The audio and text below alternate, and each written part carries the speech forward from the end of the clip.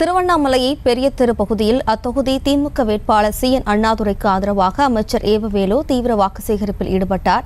அப்போது வெயிலின் தாக்கத்தை தணிக்கும் வண்ணம் பொதுமக்களுக்கு நீர்மோர், தர்பூசணி போன்றவற்றை வழங்கப்பட்டது. இதுகுறித்த கூடுதல் விவரங்களோடு நமது செய்தியாளர் சசிகுமார் இணைகிறார். வணக்கம் சசிகுமார், மேலும் விவரம்.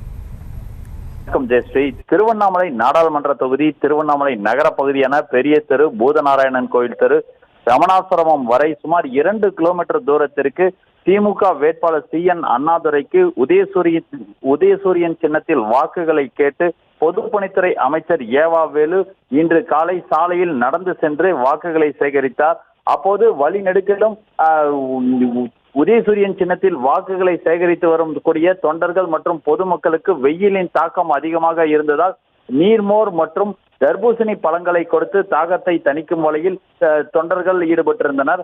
மேலும் பார்த்தோம் என்றால் அவர் செல்லக்கூடிய பகுதிகளில் பெண்கள் ஆரத்தி எடுத்தும் பூசணிக்காயை சுற்றியும் அமைச்சர் ஏவவேலுவை வரவேற்றனர்.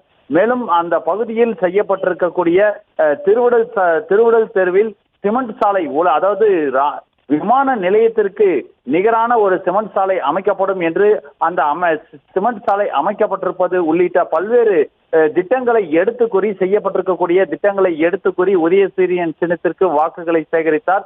நூற்றுக்கணக்கானோர் இந்த சாலையில் நடந்து சென்று வாக்குகளை சேகரித்தது அந்த பகுதியில் உள்ள வாக்காளர்கள் மற்றும் பொதுமக்களிடம் அமைச்சர் ஏவவேலு வாக்குகளை சேகரித்து வருகிறார். விவரங்களுக்கு நன்றி சசிகுமார்.